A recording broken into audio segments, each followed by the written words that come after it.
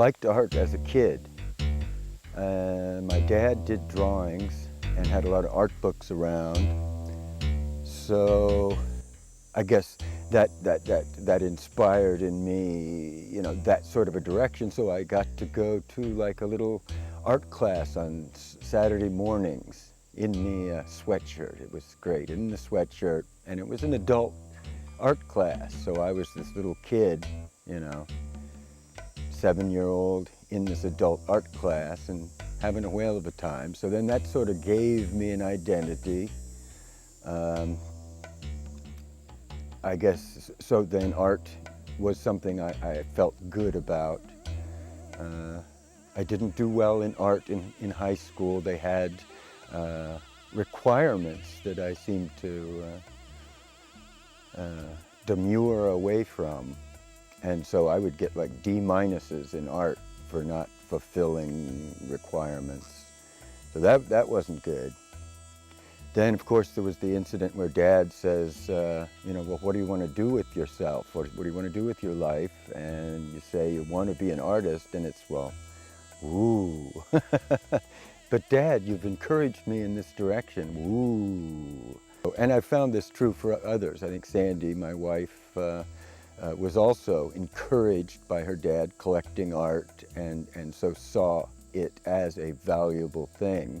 Grew up seeing it that way, and then decided to go into it without quite knowing the chances of making a living as an artist are nil. But optimism and youth sort of prevail. Art was the best, easiest way to express yourself. All you needed was pencil and paper. I like art that begins with not anything particular in mind, and you just make snap decisions as you go along and watch something form that you didn't have in mind.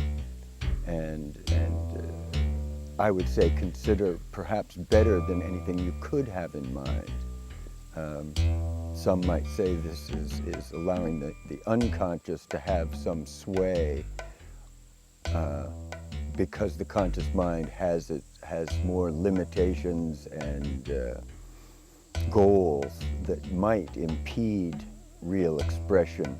I kind of came to conclude that artists, being the sensitives of a culture, would serve a role, not just be, you know, decorating people's homes, but actually coming up with information from the subconscious or a collective unconscious or from somewhere, information that would help the culture to proceed in a sensible manner.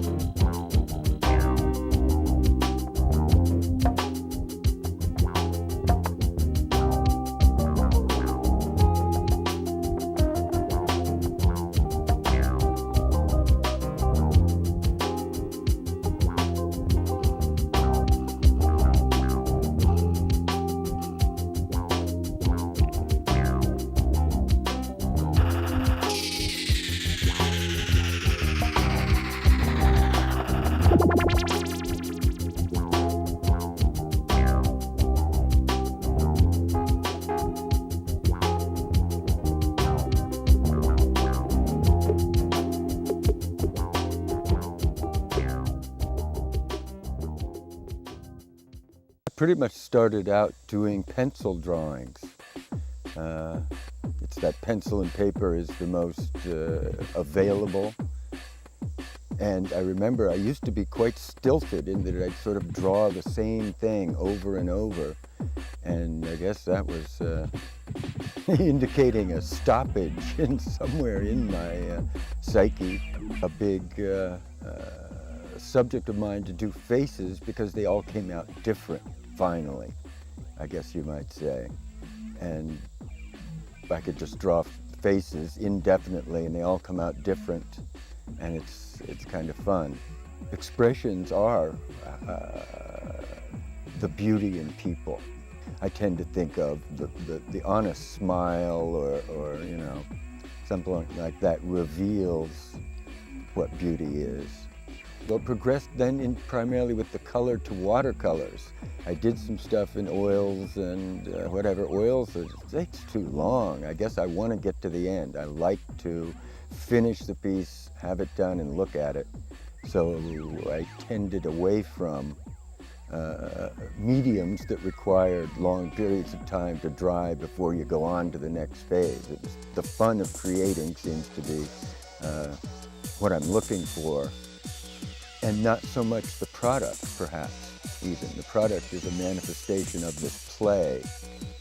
And here I would contrast it with the overemphasis in our culture on product, and not realizing that the artist is gaining at least as much as the manifestation in the artwork from the process of the artwork.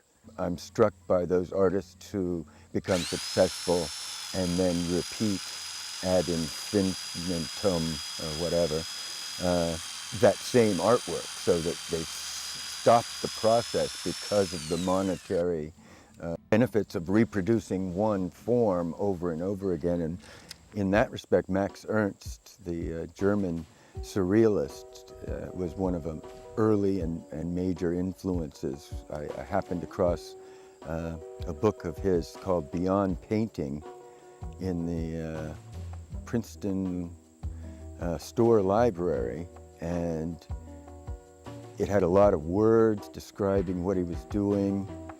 And also what I was struck with was that he just moved from one idea to another, one way of approaching art, and he'd do a series in that, but he was quickly on to something new, to keep it fresh. And I think I've noticed over the years that that's what the musicians or whatever, they renew themselves by striking out in a new style to make it fresh again.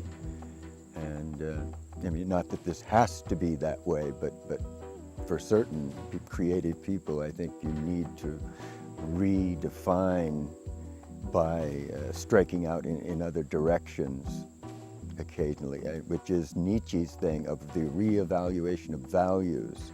Seems to be one of his, the things I got out of him that was struck a chord, that occasionally each individual and as a whole need to reevaluate our values and see if they're really what we want, and if not, change.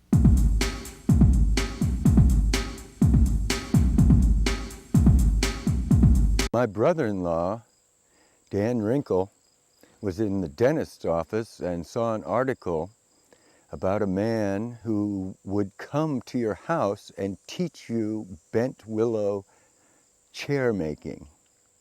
And Dan was looking for something like that, and seemed to think this was a trend that could be commercially viable.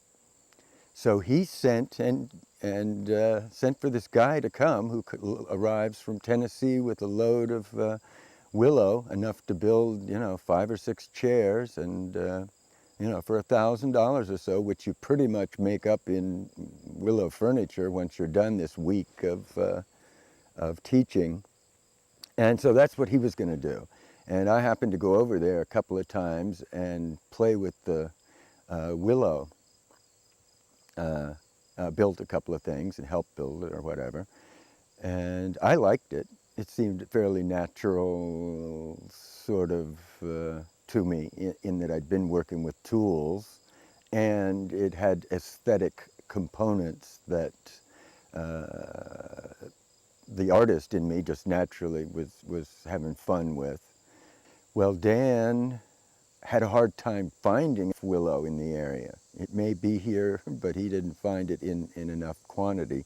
And he was having to drive to Tennessee and western Tennessee in order to get willow and drive back. And so I was looking around in the woods and found some trees that looked fairly attractive, and just said, well, what if I just use the trees from my neighborhood and apply the same basic techniques of construction.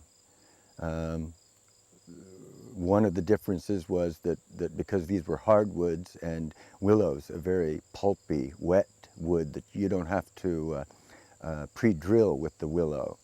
But with hardwoods, I just took to pre-drilling, and I think otherwise they would split and you would have a hard time with your nailing. And so another major difference is that the willow, while there is some variation, are pretty much, you're using saplings which are pretty much straight, and then the willow shoots, and so you've got, there's a fairly standard style to the stuff, and it pretty much is built on these patterns. One of the advantages of the hardwoods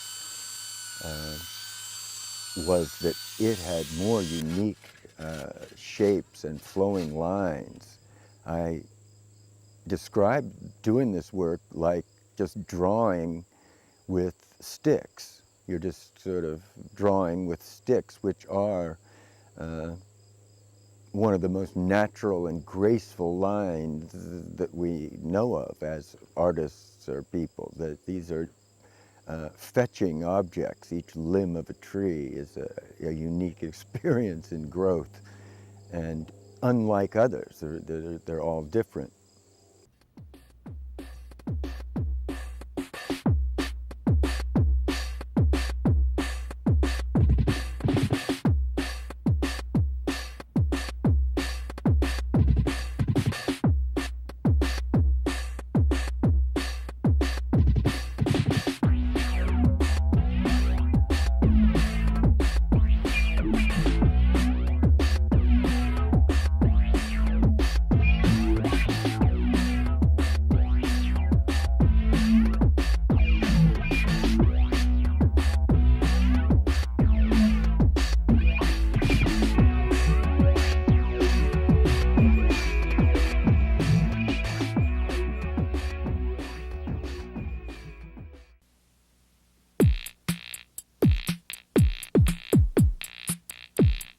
Etch-a-Sketch was just it's a novelty toy when I was growing up, and it had some sort of a substance that when it was turned upside down, that was the erasure.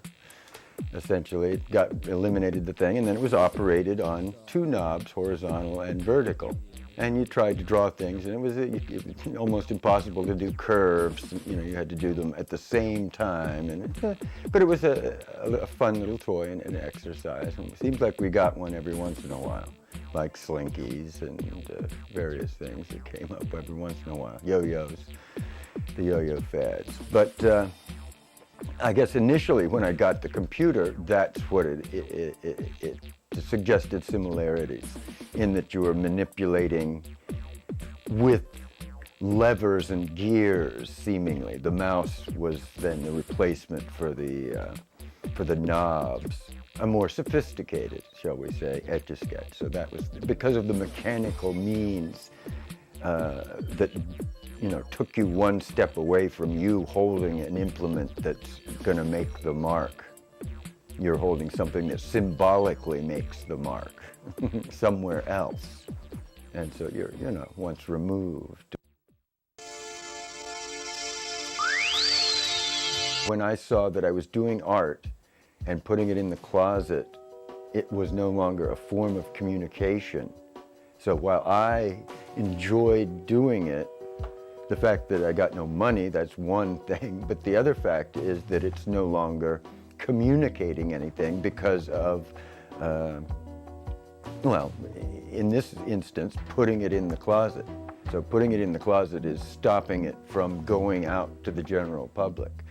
A man wrote a book, Carl Graybo, called The Creative Critic, where and it was a great find. It was written in, I think, 1949, and this guy did have this understanding that artists had something to contribute that was undervalued by the culture, and so undervalued artists were left to poverty or sickness, and the work doesn't then come out. The creative critic angle was that when critics are in charge of the popular taste, these are not people who are creative, and they're limited in their thinking, not being the artists, to defining what should be art and valuable to the culture, while they may not have a clue. I guess this ties in with my saying how frustrated I was by art, by doing art and putting it in the closet. My brother, I guess, developed this postcard form in order to have an outlet built in. This is a mailable piece. This piece will be seen by postal workers. You know, who knows who you're influencing, whose lives you're saving by this artwork going through the mails and being stamped with this and that insignia, which just adds to the appeal of the piece, of making a public artwork. So I think that he thought this at least is going out to one person. In the future, no one will take responsibility. These are thought-provoking. And this would appear to be people at Mount Rushmore. Such a lovely piece. A little dark, maybe, but fabulous stuff. I've got 200, 300 postcards from the brother. Here's one of me coming back from California in Cedar Falls, Iowa. And we'll turn Circus Girl over, and we have She Has Gotten. And you glad you're modern? And sort of a mugshot type thing. Did we want to do the other side? My brother's quite remarkable. The parents grew up when they did, and everybody has the worldly point of view that success is what's valuable. We're back to the redefining of values and how to define success, and if success is defined by money or possessions, which was the traditional sense of valuation for our parents' generation growing up initially in the 30s and those hard times and going through a World War II and then having sort of this sunny, optimistic 50s where you wanted to forget the war and pretend that everything was fine, which I believe the hypocrisy of the 50s led to sort of the youth movement of the 60s and a rejection of those values of seeing Dad work hard all his life, primarily or mostly at jobs you don't like, and versus spending, having time with the family. So you're trading off money for time with the family, and I understand why it was done. It was done to give us the things they didn't have.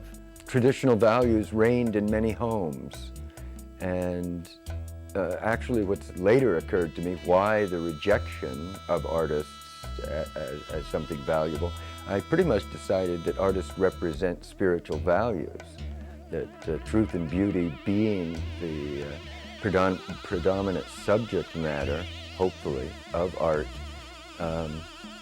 Again, I guess it comes to that thing that they would, if the artists were paid attention to, things would have to change. Artists represent revolution, And I always linked it to the artists in Russia being fire hosed because the government felt that art could be revolutionary and could take power away from them. So they saw it as a threat. I wrote a little paper called The Artist's Complaint, where I tried to explain to myself why I wasn't popular, and to boot, why my friends weren't popular. We could always be wrong about our assessment of our own work, but I was pretty sure about some of my friends' work being good and yet still having no recognition and no encouragement. And as I say, this then led to this seeming understanding that there's a clash of values between the spiritual sentiments of artists working in the realm of truth and beauty and the worldly perspective of making product and making money, and that's the thing that counts. That's God's point of view, is that as mortals, your minds aren't equipped to deal with these larger, like eternity, for instance. The mind balks, at eternity. And that's why God says, trust in Him, don't rely on your own understanding, because, or the easy way is, the Eastern point of view is, your senses are all flawed. How do you expect to get, reliable information from flawed senses? Surrealism, to me, it actually wanted to do something as art. It wanted to improve consciousness. Just as I say, Jung says the answer is in more consciousness. Otherwise, man has proven to be of a suicidal nature, not having good sense. The Errol Morris films have the same procedure going for them as classic surrealism, by presenting images, incongruous images. The mind has to go beyond logic and reason and reach for a meaning. The mind naturally wants to find connections and meaning, and it'll draw connections whether they're there or not. When you put a train coming out of a fireplace like Magritte, what are we to think? Why is a train emerging from the fireplace? Okay, he's threatening the status quo, the bourgeois point of view, the mundane, and saying the fantastic can and will happen, if only in our imaginations. Art isn't really too hard to define, in that it's self-expression. You feel things, stimuli comes in, and it's you brewing it in the subconscious and spitting it back out. Because if you get too much all coming in and none going out, that is not a working system. And I believe everyone, and this is sort of a psychological thing, everyone does express themselves, and if they don't, they blow up. They just blow up. So art becomes the refinement of that process. So you start off with a doodle, and if you do a lot of doodles, you become better at the doodle. More information is passed from your hand, from your mind to your hand, onto a piece of paper that represents something you feel. That's the goal anyway. An analogy I've drawn is, I've seen cats while they're trying to be still, and they're watching like a bird or something like that, and their tail will flick about. I think this is just a pet theory, that it's their way of remaining calm so they don't scare the prey. The information, stimuli, is coming into the eyes, going to the brain, traveling down the spinal column, and coming out as energy in tail whipping. that not only humans but animals then have to express themselves, not just for artists. It's for everyone, and everyone should and probably does have a means, but more emphasis could be put on helping people better express themselves. You learn who you are by expressing yourself. You go to the psychiatrist, all you're doing is talking, and you're expressing yourself, but you're then refining and defining yourself. And when you know yourself better, you're more comfortable with yourself. And peace of mind is one of those valuable things that nobody can do for you and can't be given to you, and you can't buy it. It has to be the process of working through knowing yourself and becoming comfortable with yourself, compensating for yourself. I always loved the thing that Nietzsche said. He said, esteeming esteems the esteemer. Now, I don't know if that's quite clear, but it seems to mean to me that the act of appreciation makes one better. The act of thinking about noble things is ennobling. This is another Bible precept where Paul says, you know, think on things that are good, think on things that are true, think on things that are pure. So the association with those thoughts is enlarging, is purifying, is ennobling. I had high hopes for art. I thought everybody thought that way, that art, was people trying to be as honest as they could possibly be, rising to the occasion, rising above our animal nature, I suppose, to something sublime, that this is what should be the goal anyway. My path has seemed to be by following the art path and having an interest in truth and beauty was like fishing and all of a sudden finding, God's the author. Then it takes on religious ramifications. My search, using the medium of art and creativity led to the creator. And it actually makes quite a bit of sense. One of my favorite Bible concepts is where God, referring to himself as a potter, says, I made these pots, and now they're telling me, you didn't make me. You don't know what you're doing. And so this is God's artwork. We are God's artwork. The creation is God's artwork. This is real artwork.